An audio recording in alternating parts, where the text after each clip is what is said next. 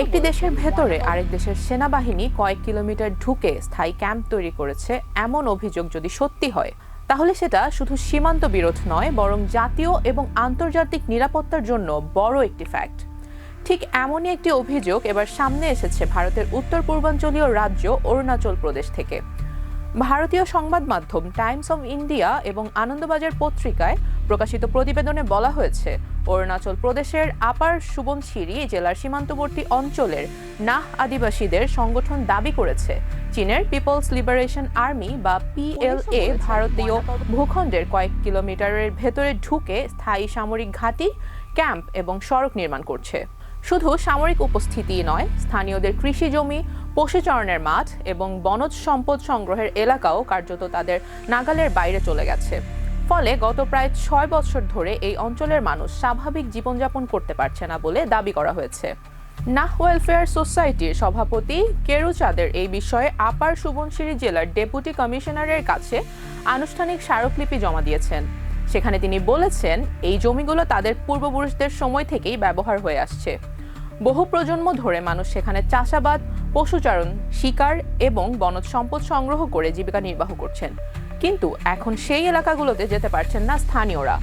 স্মারকলিপিতে আরও দাবি করা হয়েছে, প্রকৃতি নিয়ন্ত্রণ রেখা বা LAC সংলগ্ন তাকসিং রাজস্ব সার্কেলের অন্তত 5টি গুরুত্বপূর্ণ এলাকায় চীনা বাহিনী স্থায়ী অবকাঠামো ও রাস্তা নির্মাণ করছে।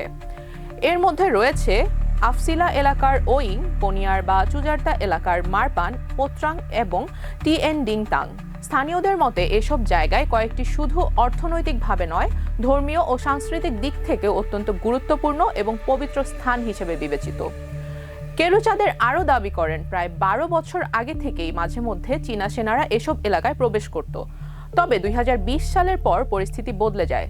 তার ভাষ্য অনুযায়ী ওই সময় থেকেই চীনা বাহিনী সেখানে স্থায়ীভাবে অবস্থান নেওয়া শুরু করে এবং এরপর স্থানীয় গ্রামবাসীদের ওইসব এলাকায় প্রবেশে বাধা দেওয়া শুরু করে।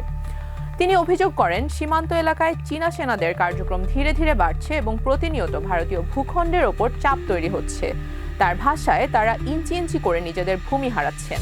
এই অভিযোগ সামনে আসার পর স্থানীয় নাচো এলাকার বিধায়ক নাকাপ নালো বলেন, বিষয়টি জাতীয় নিরাপত্তার সঙ্গে সম্পর্কিত। তাই আদিবাসী সংগঠন যে অভিযোগ করেছে সেটি প্রশাসনের পক্ষ থেকে আনুষ্ঠানিকভাবে এবং গুরুত্বের সঙ্গে তদন্ত করা উচিত। তবে এখানেই রয়েছে আরেকটি গুরুত্বপূর্ণ দিক। ভারতীয় সেনাবাহিনী এই পুরো অভিযোগ সরাসরি অস্বীকার করেছে। সেনাবাহিনীর পক্ষ থেকে জানানো হয়েছে, অরুণাচল প্রদেশে চীনা বাহিনীর অনুপ্রবেশ এবং স্থায়ী ঘাঁটি তৈরির যে খবর প্রকাশিত হয়েছে তা ভুল এবং ভিত্তিহীন। অর্থাৎ সেনাবাহিনীর দাবি অনুযায়ী এমন কোনো অনুপ্রবেশের ঘটনাই ঘটেনি। এদিকে জেলা প্রশাসন কিংবা অরুণাচল প্রদেশের সরকারও এখন পর্যন্ত এই অভিযোগ নিয়ে আনুষ্ঠানিক কোনো মন্তব্য করেনি। ফলে একাধিক স্থানীয় অধিবাসী সংগঠনের গুরুতর অভিযোগ, অন্যদিকে ভারতীয় সেনাবাহিনীর সম্পূর্ণ অস্বীকৃতি, দুই পক্ষের বক্তব্যের মাঝে স্পষ্ট পার্থক্য দেখা যাচ্ছে। উল্লেখ্য, ভারত ও চীনের প্রায় 3,500 কিলোমিটার দীর্ঘ সীমান্তের বড় অংশ এখনও আনুষ্ঠানিকভাবে নির্ধারিত নয়। এই সীমান্তকে বলা হয় লাইন অব অ্যাকচুয়াল কন্ট্রোল বা LAC।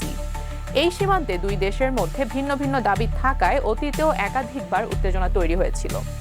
বিশেষ করে 2020 সালে লাদাখের গালওয়ান উপত্যকায় দুই দেশের সেনাদের মধ্যে প্রাণঘাতী সংঘর্ষ হয়, যা কয়েক দশকের মধ্যে সবচেয়ে বড় সীমান্ত সংঘর্ষ হিসেবে বিবেচিত হয়। এরপর থেকে সীমান্তে অবকাঠামো নির্মাণ, সেনা মোতায়েন ও নজরদারি সবই উল্লেখযোগ্যভাবে বেড়েছে। এর আগে লাদাখের কিছু এলাকাতেও স্থানীয় পশুপালকদের প্রবেশে বাধা দেওয়ার অভিযোগ উঠেছিল। যদিও সে সময় ভারতীয় কেন্দ্রীয় সরকার জানিয়েছিল দেশের 1 ইঞ্চি ভূখণ্ডও চীনের দখলে যায়নি। সব মিলিয়ে অরুণাচল প্রদেশকে ঘিরে নতুন এই অভিযোগ সীমান্তে পরিস্থিতি নিয়ে আবারও আলোচনা শুরু করেছে। তবে এখন পর্যন্ত এসব অভিযোগ স্বাধীনভাবে যাচাই করা হয়নি। একদিকে স্থানীয়দের দাবি, অন্যদিকে ভারতীয় সেনাবাহিনীর অস্বীকৃতি। এই অবস্থায় বিষয়টি চূড়ান্ত সত্যতা নিশ্চিত হওয়ার জন্য চীনের আনুষ্ঠানিক বক্তব্য জানা প্রয়োজন। যদিও এখন পর্যন্ত চীনা সেনাবাহিনীর পক্ষ থেকে কোনো আনুষ্ঠানিক বক্তব্য পাওয়া যায়নি। রুবাইয়াত জান্নাত, ইন্টারন্যাশনাল ডেস্ক।